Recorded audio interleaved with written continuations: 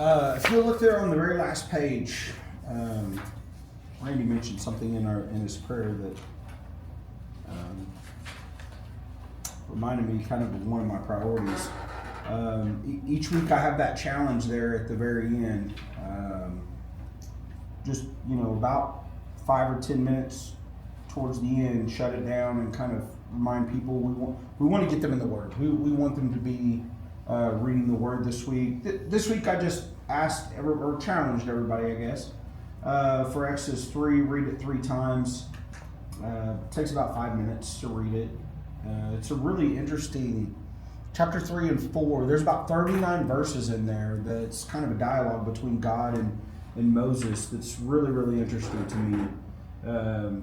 The first plague's only like 11 verses. As you go through Exodus and look at some of the blocks, I believe Moses is very intentional in his writing of Exodus. And so there's a huge block in chapter 3 and 4 of God and Moses and their dialogue. So I just had a few questions there that, want to encourage them to think about. Very simplistic questions, but especially question 3, what do you suppose Moses, that's supposed to be new, past tense, knew about God?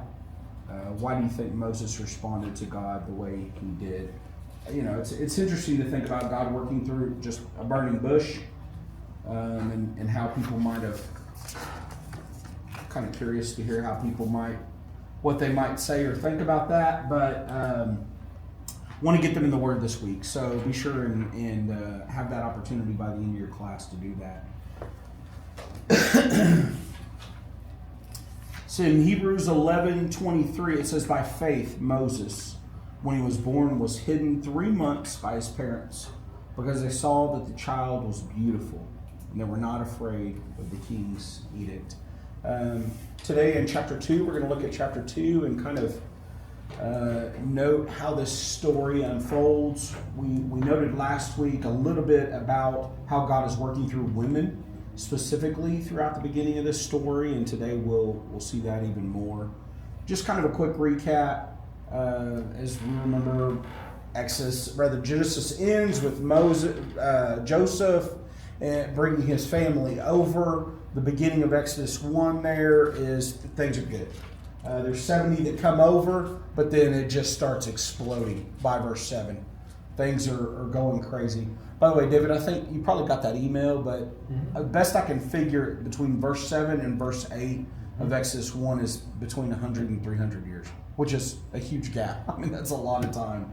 But the point is, this wasn't like a few weeks later there was a new Pharaoh kind of thing. This was a significant. It appears most commentators believe it was a significant time between the two. But God's fulfilling His promise to Abram in Genesis 12. New Pharaoh comes in and he starts using these different tactics. He starts out by enslaving the people. Then he tells the Hebrew midwives, to kill the newborn. And then by verse 22, he's actually just killing, just a genocide of an entire generation of baby boys. And so that brings us to chapter 2, verse... I want to look at 1 through 4. Somebody doesn't mind reading Exodus 2, 1 through 4, please. Now a man of the house of Levi married a Levite woman, and she became pregnant and gave birth to a son. When she saw that he was a fine child, she hid him for 3 months. But when she could hide him no longer, she got a papyrus basket for him and coated it with tar and pitch. Then she placed the child in it and put it among the reeds along the bank of the Nile. His sister stood at a distance to see what would happen to him. Thank you. Was it 1 through 4? I don't know if I said 4 or 5. Want me to read one more? 4, I'm sorry. Yeah, 1 through 4. I apologize. Thank you. So we really don't know a whole lot of detail about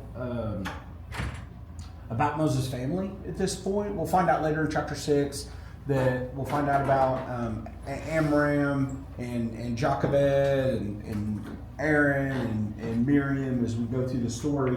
But here you'll notice there's only a few things that we really learn about Moses. First thing we learn is that he's from the priestly, what would become the priestly tribe.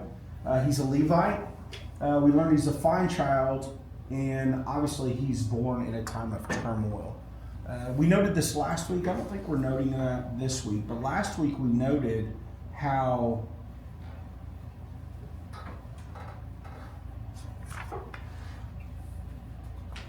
I think it was last week that we talked about how through this tragedy, obviously in verse 22 of chapter 1, many babies died, but at the same time, this was the time when God utilized this time. God utilized this time to develop Moses, who would become the deliverer of God's people. God is the deliverer. We understand that, but God would work through Moses. I thought it was very interesting as I read through this and kind of did a little bit of a deep dive on some of this. That fine child. I noted there Stephen said he was a beautiful child. What did I guess Hebrews 11 also says he was a beautiful child. But that word in Hebrew is the same root word that God used in the beginning. When God created everything, each time he would say it is good. And that's how Moses was viewed by his parents, that he was good. In that same sense that God, kind of in that same vein, if you will, of God looking at his creation saying it's good. I think about trying to hide a baby for 3 months. Those of us who have had a child, Mondays and Wednesdays, man, they get very loud around here. We've got all these babies in the hallway down here. And it's kind of a domino effect sometimes. One starts missing mama, the next one's like, oh yeah, I miss my mom too. What's he crying about? Well, I'm gonna start. I just think, man, how would you even hide a baby for 3 months? I don't know how frequently the Egyptians would have come by to check on, are there any new kids in the house, or how that would have worked. But, nowadays you think about smells, you think about volume. Just hiding a baby, to me, that's kind of a side comical. To me, it's just kind of funny thinking about hiding a baby. At the same time, this morning when I was leaving the house, I saw my neighbor and I said, have y'all had a baby yet? And he said, yeah, she was born September 3rd. So I live right next door, and I didn't know they had a child. And, that was September 3rd. So I guess you can hide a baby. One of the kind of life principles throughout this, I try to make applications and different questions that I want us to ask. Right here off the bat, I want to remind us there are these crucible moments throughout history when the bottom falls out for a nation. And that's when God will develop a man or a woman to come in to be the ones to help deliver them, help point them back to him. You think about judges, all those things come on a crisis. We'll note that next week. We'll talk about the biblical pattern of a calling, the way God tends to work throughout the Old Testament. But a crisis is almost always when a man or a woman throughout the Old Testament will step up and become that person. Every Bible hero and heroine was purified through the forges of trial, through difficulty. So just kind of, I guess, a side reminder when you're really struggling in life and when things aren't going well, or when you look around and everything's kind of dark, that might be the very time that God's about to do something great.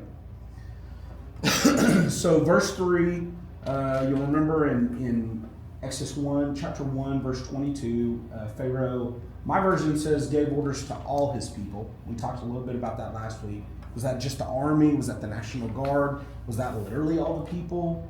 I'm not sure there. But we noted that Pharaoh had commanded for these babies to be thrown into the Nile. And Jochebed did put her baby in the Nile, but in a basket. And I think it's really cool how verse 3 there, that word basket is ark. It can also be translated. It's the same exact word in Genesis 6 through 9 for ark. So we kind of see this creation pattern. We mentioned that a couple of weeks ago there in verse 7, we kind of see these echoes of creation being fruitful. They multiplied, the Israelites multiplied greatly. They filled the land. And kind of that be fruitful, multiply, fill the earth.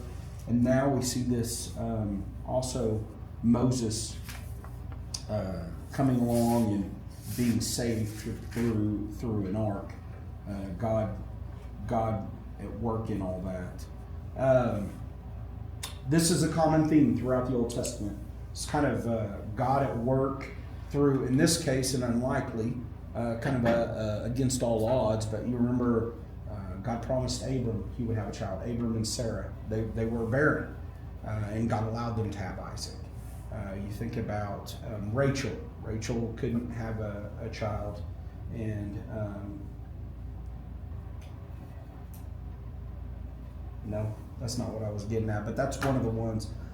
Rachel was also barren. Hannah was barren. Many times there'll be this kind of reoccurring theme of a miraculous birth leading to the saving of the people. It says that Moses was placed among the reeds. Commentators debate about this, whether that was intentionally where the Pharaoh's daughter would be bathing, or if it simply denoted he wasn't put in the middle with the crocodiles and the hippos. I don't know. I thought it was interesting to kind of read about that, whether that was an intentional thing, whether they placed Moses directly by the Pharaoh's daughter so that she would have, this is all kind of part of Miriam and Jochebed's grand scheme, their plan. But as I noted here, whatever you believe about all that, I do believe this is clearly God at work. It was divinely orchestrated. Verse 4 really stood out to me, that she stood at a distance. And I got to thinking about Miriam and how she was kind of maybe an unsung hero. Moses might not be around. I understand God can work however he wants to work and through whoever he wants to work, but she was available. She was the one that seemed to be willing to go and watch. We assume this is Miriam.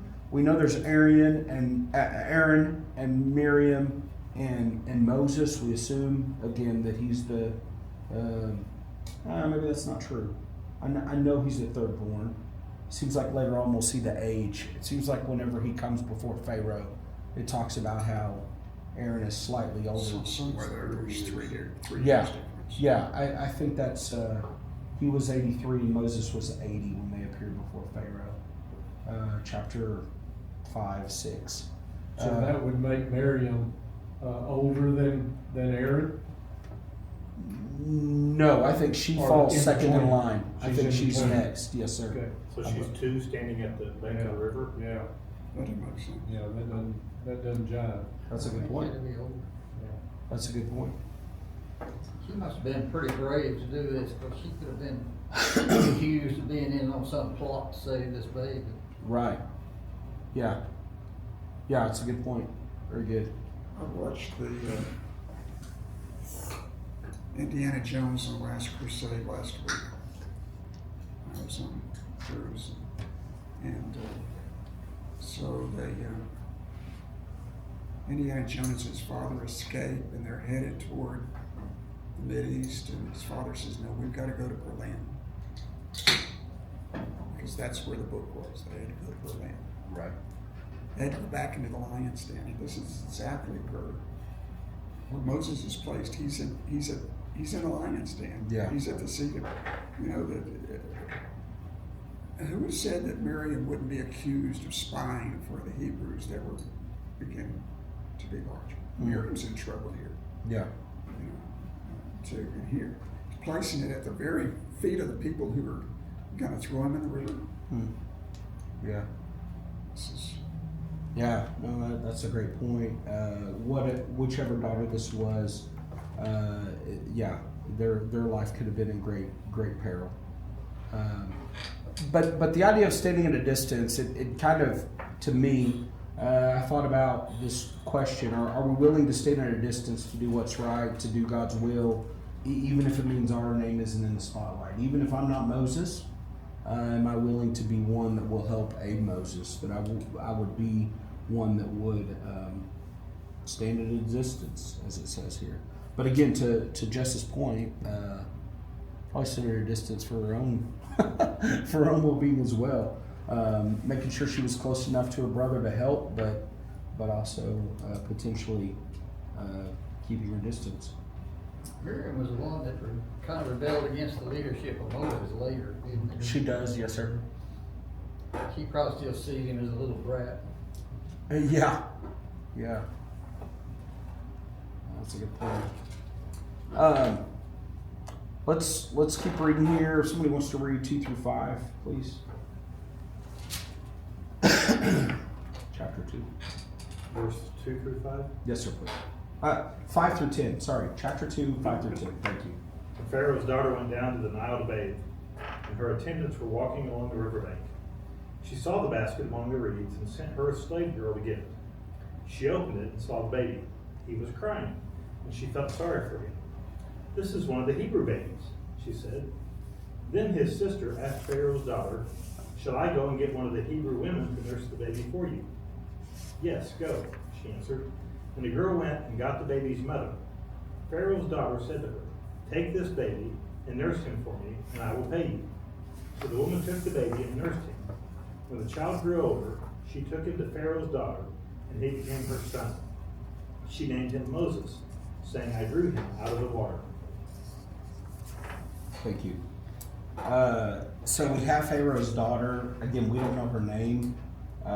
It's interesting to think about the crucial role she played in saving and raising Moses. She seems to be unique among her people because whereas everybody else would have probably just tipped that basket over or taken the baby out of the basket and thrown him into the water, she sees him, and the text says that she took pity on him. So it's a reminder, not all Egyptians had that same fear or hatred towards Israel.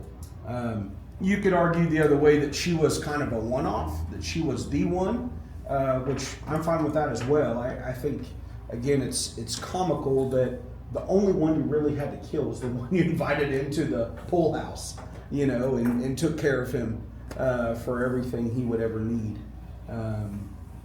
being Moses. I asked the question, why was her name left out? Why aren't details given as to who she was? There's not necessarily an answer for that, but I think it's interesting to think about. One commentator said that implied that she was barren, that she couldn't have children. Did you see anything? Okay. I don't remember seeing anything along those lines, but yeah. Maybe she was looking for a child of her own. Yeah, that's it. That's interesting. She couldn't nurse, but that doesn't necessarily mean that she was barren. Sure.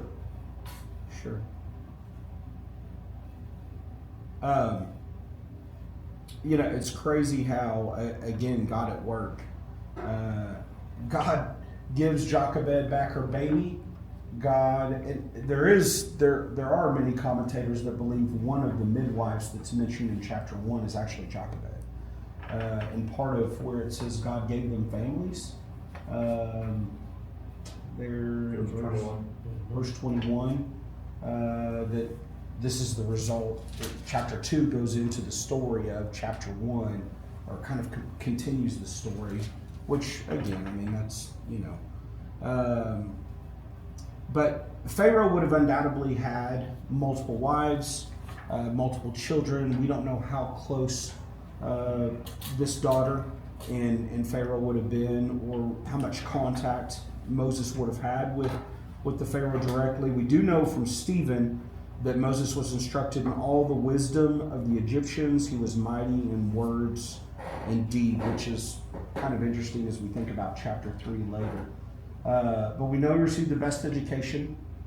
He spoke the language, the culture of both groups. Again, as we go through this, we'll see, man, this is not a guy. This is the guy. God has developed him perfectly in every way to be able to be the one that would lead Israel out of Egypt, to be that mediator between Pharaoh and the Israelites. Again, we do know that the child grew and moved in with Pharaoh's daughter. After a time, he was raised in his house, but after a time would have left his own home to live in with the Egyptians.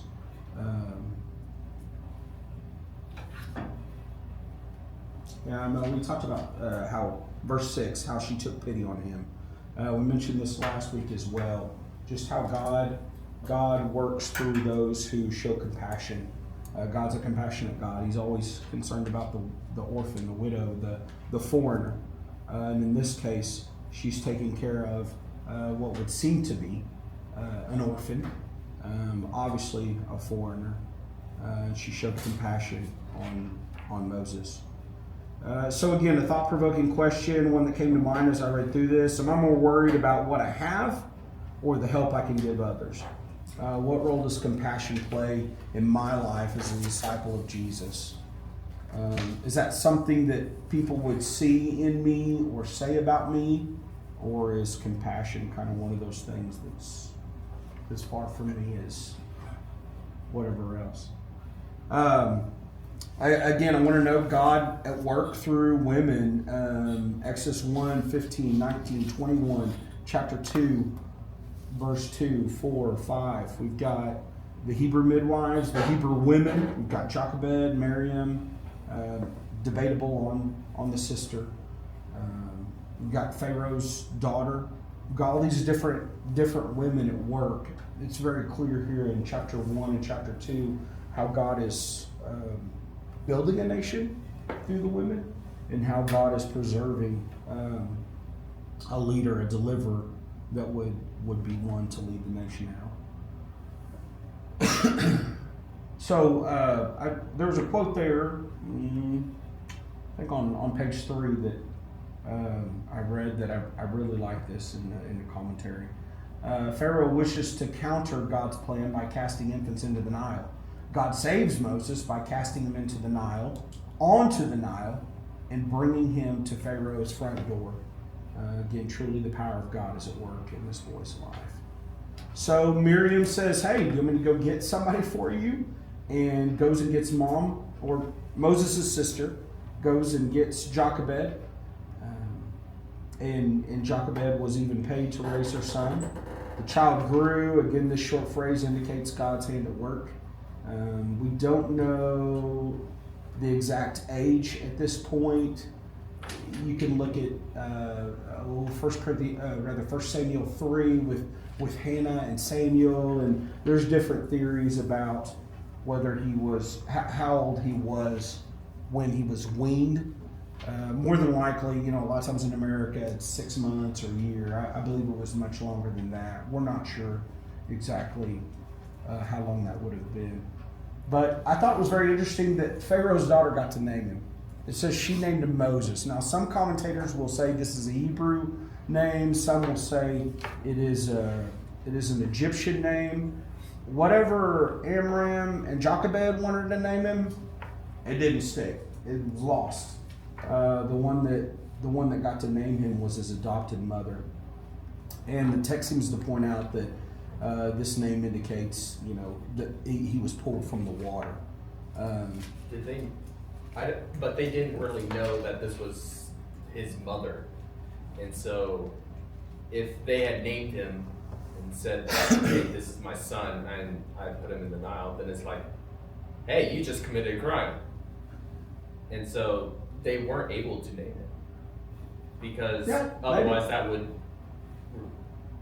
They were still hiding the fact that she was the mother. Right, sure.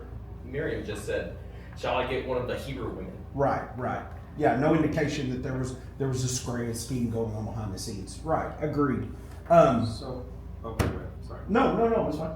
Well, I was just thinking through the irony of, the whole thing with ark, I'll tell you the same word, the Hebrew word, drawn out of the water. If it's the Egyptian meaning, it means born out of. You think there's anything to born of water? Connecting fast forward with Jesus, unless a man is born of water and spirit. That's a great question. So what I do know is this is prophetic of who Moses would be. He would be the one that would bring them out of the water. He would be through the water, the Red Sea. In 1 Corinthians 10, verse 1 and 2, Paul talks about the Israelites being baptized into Moses. There was the cloud above, they walked through the... So there is some kind of foreshadowing of that idea. Are you speaking specifically like John 3, where Nicodemus and Jesus were born of the Spirit? It was. I don't know. That's a good question. It's something interesting to think about. But yeah, Paul does. I mean, there's no question about that. Paul links the crossing of the Red Sea to being baptized into Moses. Is how it refers to 1 Corinthians 10, 1 and 2. But yeah, this is his birthright. This is his future leadership as a physical deliverer of Israel, drawn through the waters of the Red Sea. So this name is prophetic in a very real sense. Whether it's a Hebrew name or an Egyptian name, again, that's fine. Whatever. We do know that the Pharaoh's daughter, an Egyptian, gave him his name.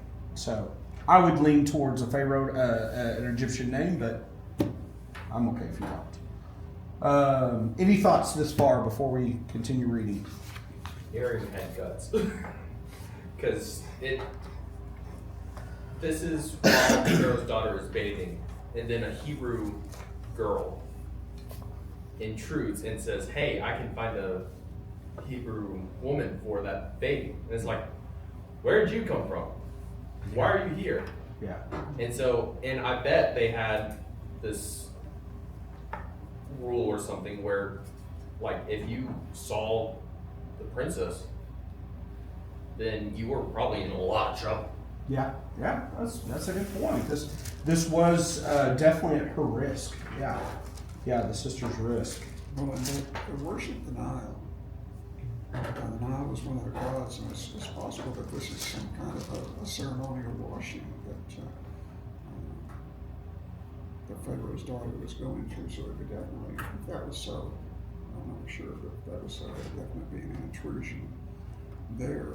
And how dare a Herod Hebrew be standing by this sacred river and being part of this? Yeah. Which No, that's good. highlights the greatness of God's providence through it all.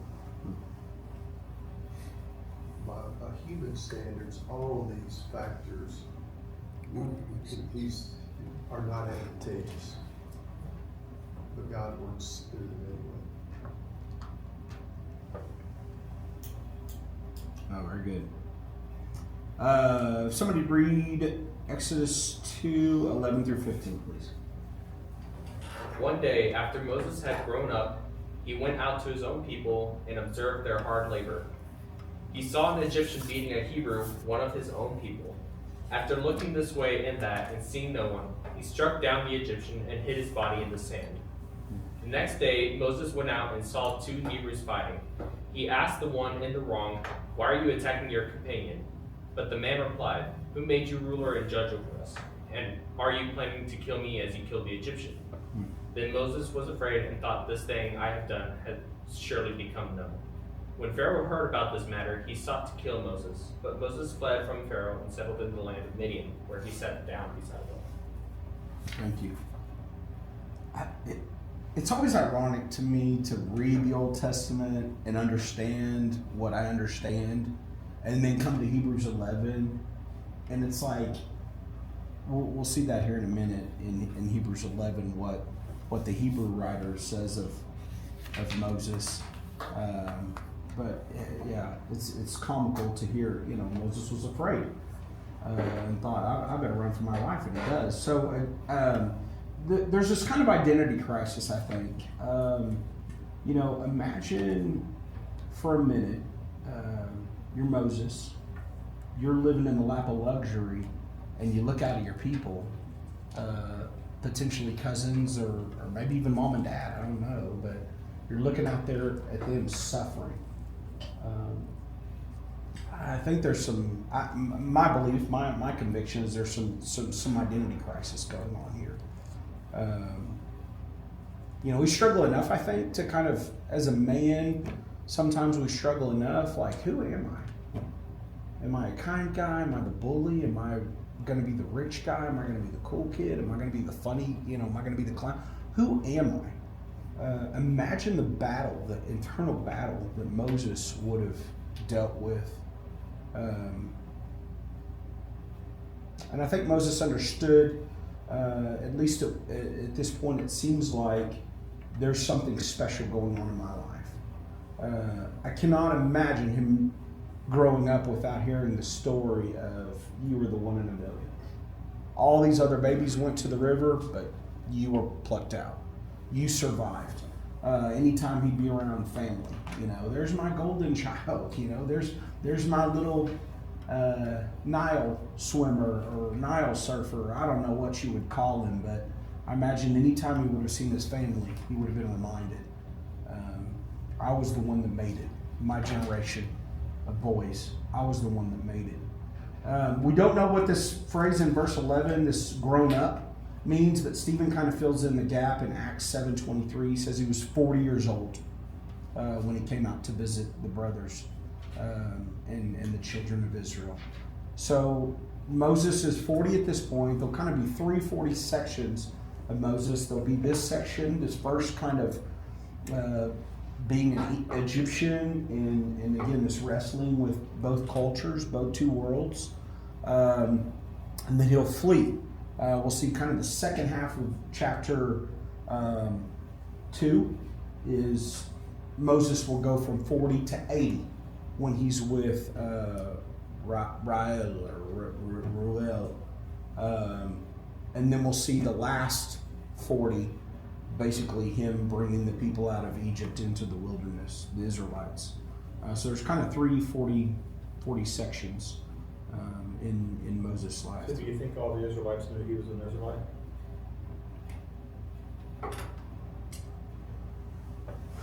Did they know he was an Israelite? Like when he goes out there and says, "Why are you guys fighting among your brothers?" They say, "Do you think you're going to kill us like you killed the Egyptian?" So they do point out he's an Egyptian, the one that got killed. The taskmaster, yeah. So I'm just wondering if they recognized and knew that he was an Israelite. I mean, he grew up with them for a little bit. That's a good question. Towards the end of the chapter, the sisters will say an Egyptian is with us. So the way he dressed, the way he looked, obviously the way he talked, and I don't know if that's like makeup or if it's just kind of the typical stuff that we see That's what I them just wear. wonder if they even knew. That's a good question. That might have been a sense of shame for the Egyptians, especially royalty. So maybe they wouldn't have they would have kind of kept that on the. I think the Egyptians would have. I didn't know if his family would have.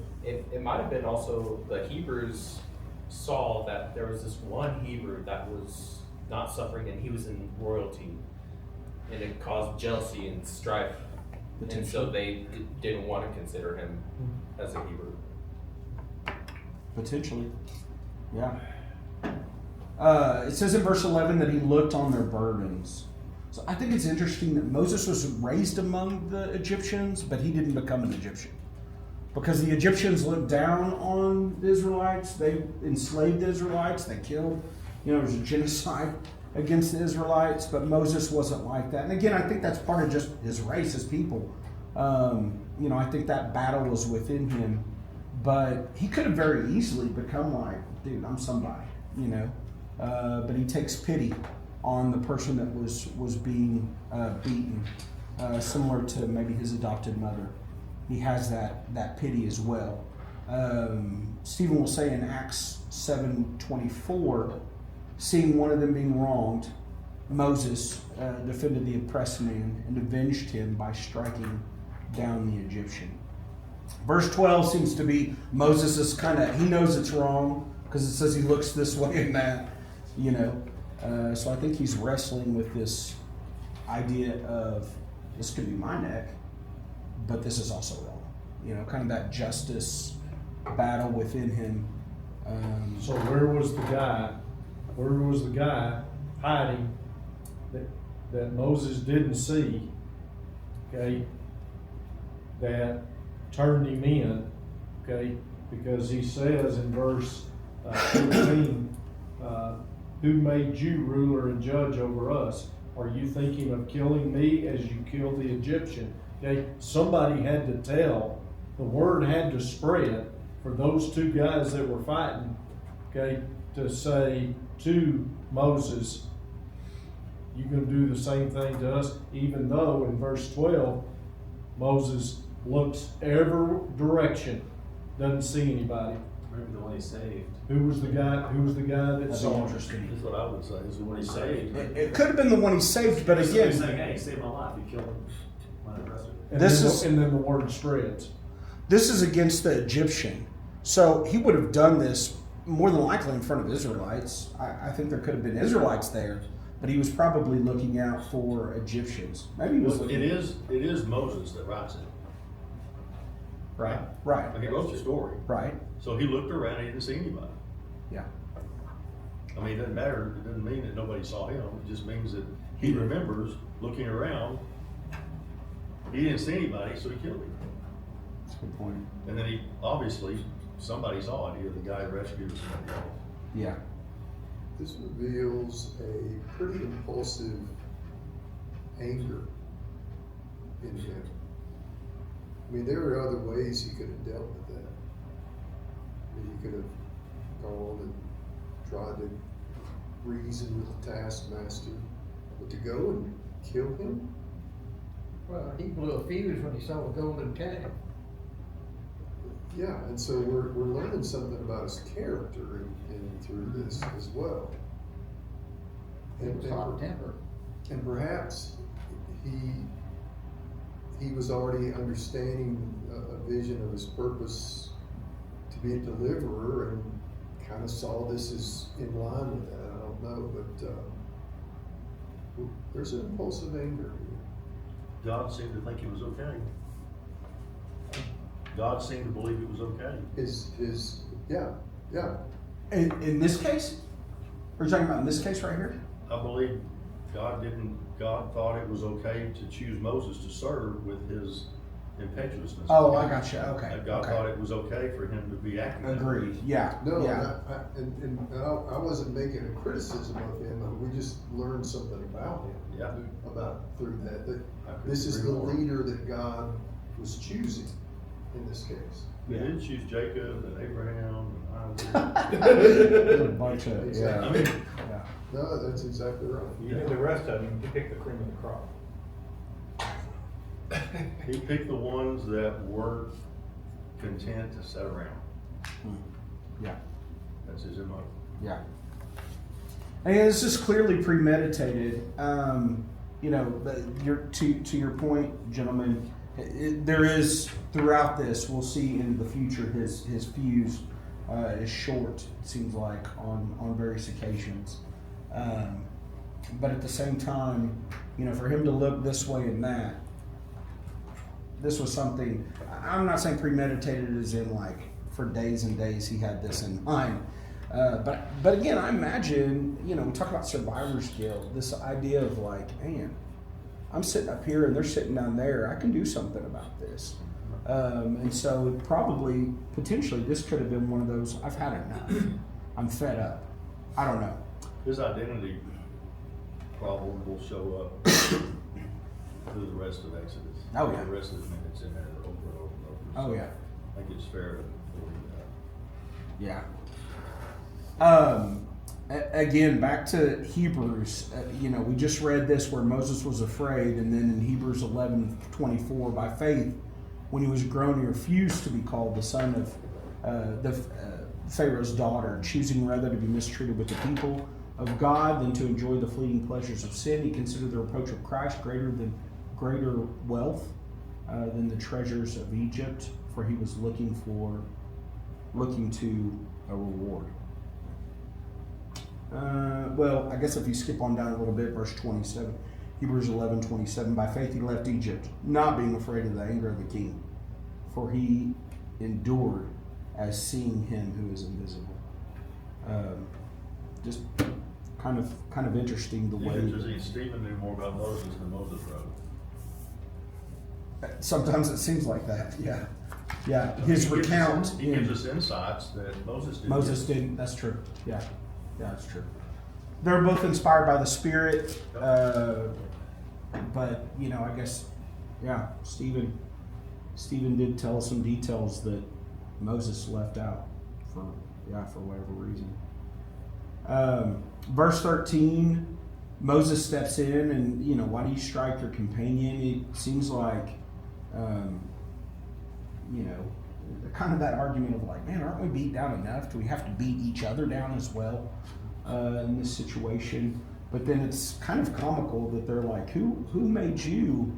Let's see, what's the phrase? Judge, ruler and judge. The irony is Moses would become essentially their ruler and judge. Jethro will even tell him in chapter 18, like, man, you can't judge everybody, dude. There's too many people. You're gonna have to split this up. So it is a little bit comical that this guy's like, who even, But I imagine, and this is not, I don't have book, chapter, and verse, but I imagine this would have been the last words he heard in his language for 40 years. Now, if you run for your life after somebody says something like that, who made you judge me? I imagine that replayed. If he's anything like me, now maybe he's not like me, but I replay stuff in my head. When somebody says something to me, a lot of times I'll keep, that thing will just, it's rent free up there, just a broken record over and over and over. I imagine this would have echoed in his mind over the years. In the solitude as he's fleeing through the desert to Midian to get away from Egypt, I imagine that would have been one of those phrases that he kind of hung on to. And again, I don't have book, chapter, and verse of that. I just put something together. How did Moses learn Hebrew? No wonder he tells God he's not good at language.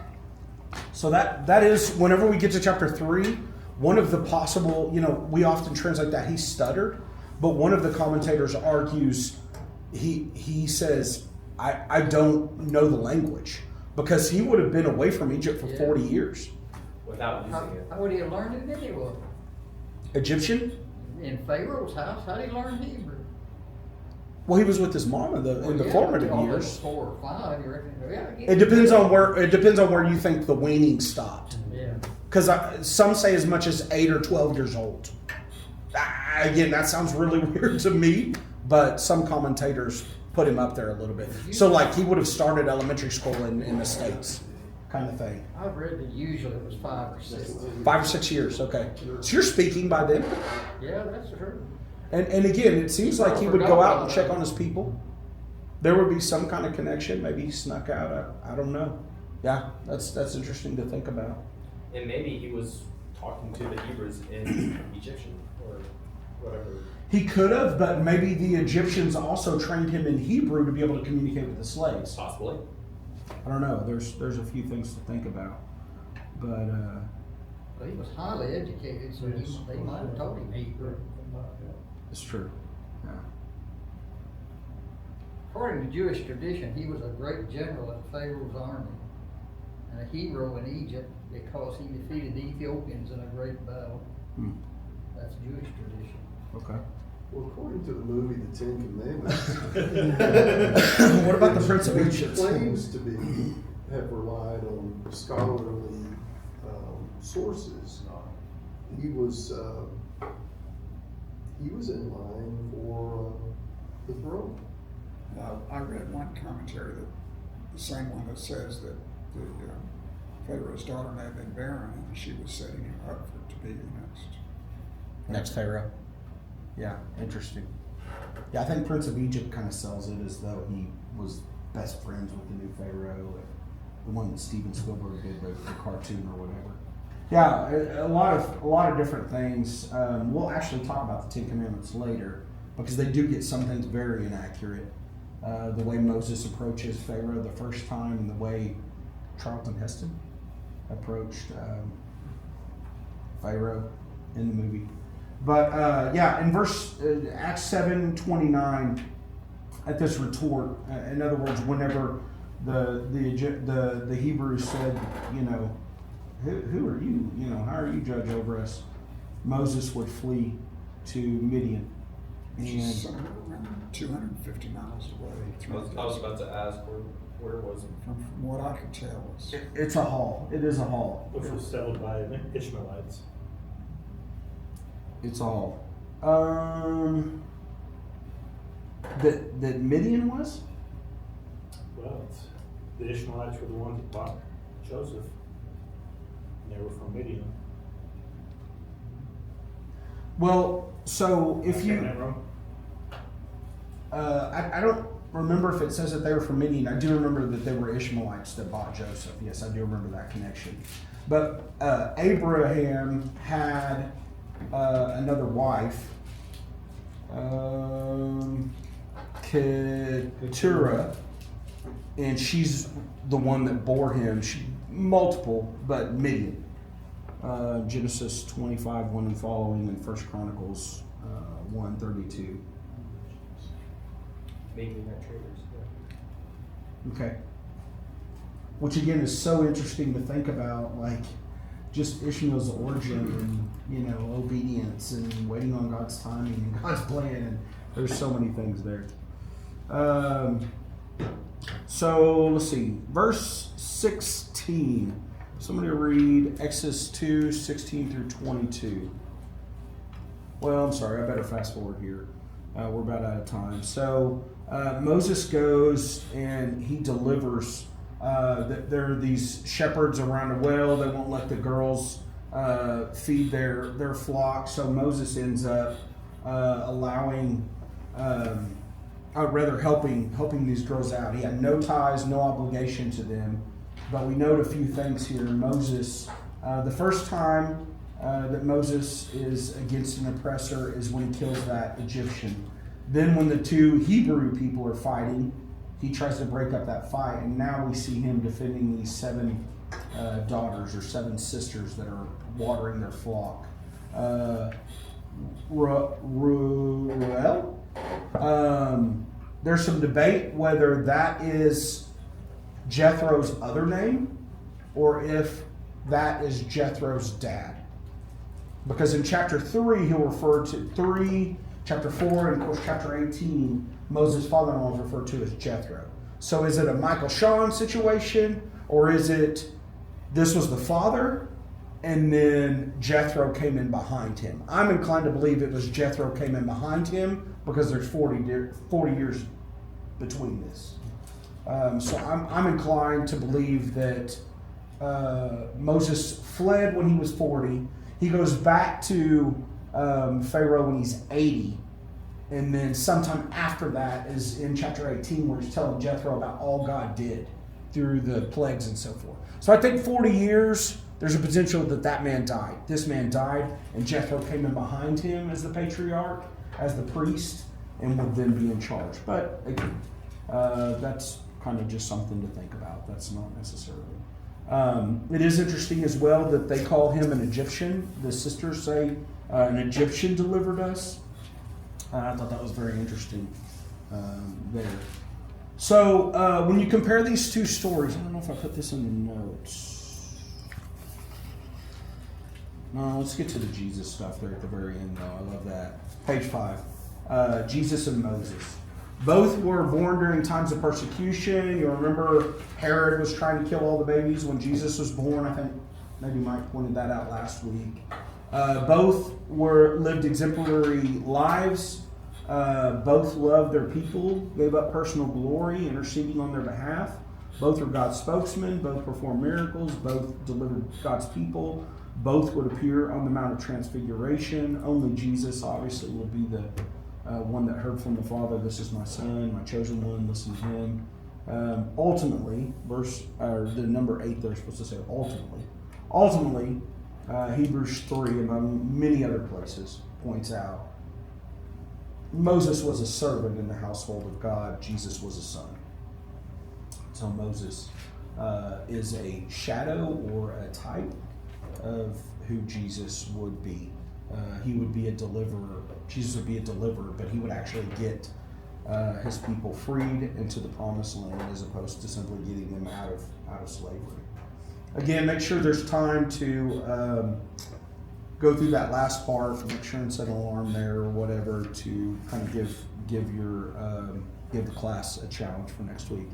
Okay, I went through that last part quick. I'll just kind of open it up now. Thoughts or It's interesting to compare the birth of Moses with the birth of Jesus described in Revelations, first 6 verses of chapter 12. share it. Yeah. It's real interesting to compare them. Okay. Anything in particular that stands out? Well, it's just, there's the similarities. Okay. Is that the dragon and the woman? Yeah, the part? dragon Okay. and the woman. Yeah. Okay. Okay. Interesting. I didn't think about that. I mean, obviously, there's the babies, being killed. The dragon tries to kill the baby with water. Right. Yeah.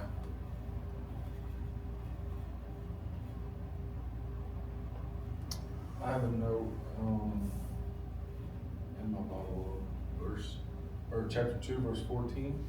The title is when they said, "Who made you ruler and judge?" Yeah. And I thought it was cool that it also refers to that judge, ruler as a deliverer. Right. Yeah. It's a synonym. Yeah. That's cool. Yeah. Say that again. That the judge, the word for the Yeah, it's judge or ruler It's is where we get the word episcopal. okay. And of course, that's used for elders in the church.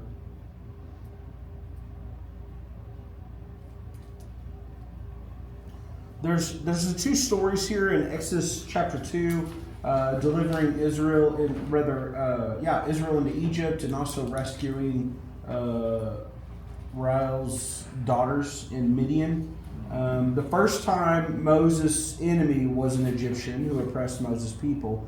The second story, Moses was mistaken as an Egyptian who oppressed people, but obviously he didn't oppress. In the first story, there was strife between the Egyptians and the Hebrews, and the second story involved strife between non-Israelites. In the first story, Moses fled from his home. In the second story, he finds a home. Finds a home there among the Midianites.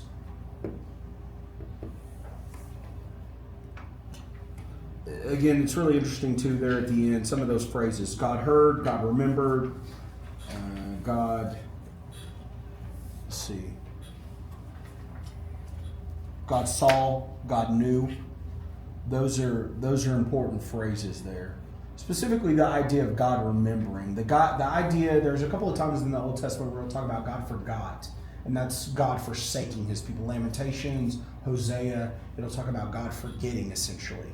It's not one of those you and I forget, like, why did I come in the kitchen again? It's not one of those deals. The idea is God is forsaking. When God remembers his people, that's God about to take action. God's going to do something.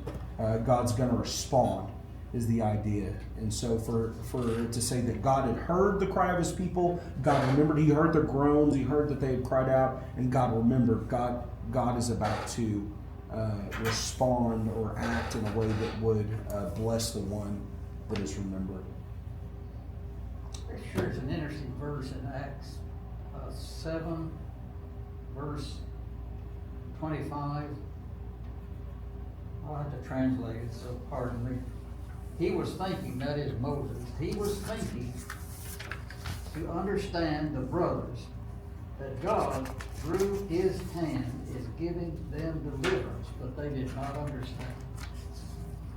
So Moses thought he went out there, and in fact, it says it came into his heart to go look upon his people. And the word is this episcopal, to oversee his people. He didn't just go out there to look, I don't think. He was out there saying, hey, I'm going to start a rebellion or something. I'm going to deliver you people. It makes But me, they didn't accept it.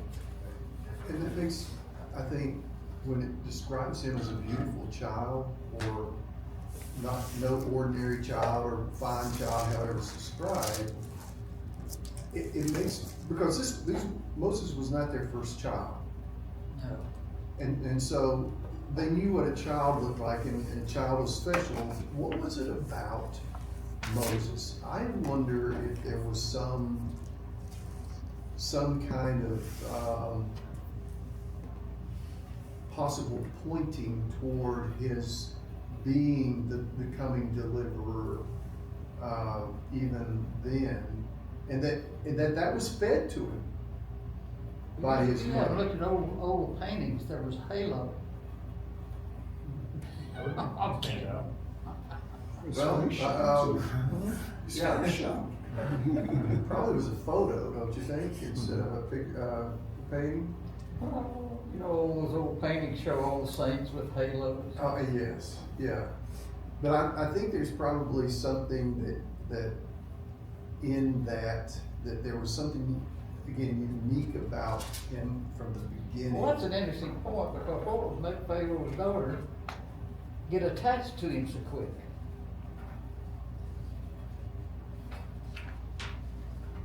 He must have been really unusual looking or something. But if you get to his age at 40 and you're thinking, I'm the deliverer, what's the basis of you thinking that? Except that somewhere along the way, he got that impression. And then, of course, that's what he ends up being used as by God, but I wonder if it was a very early inclination. But then by 80, he's over it. Exactly.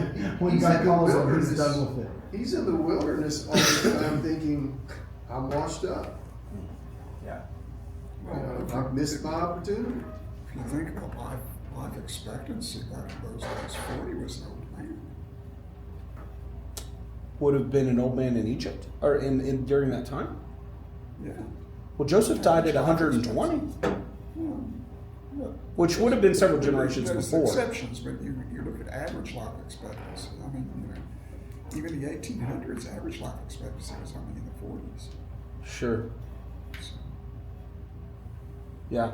I don't know. I haven't really done a, but I do know Joseph was, I want to say 120. Yes. He was up there. 110.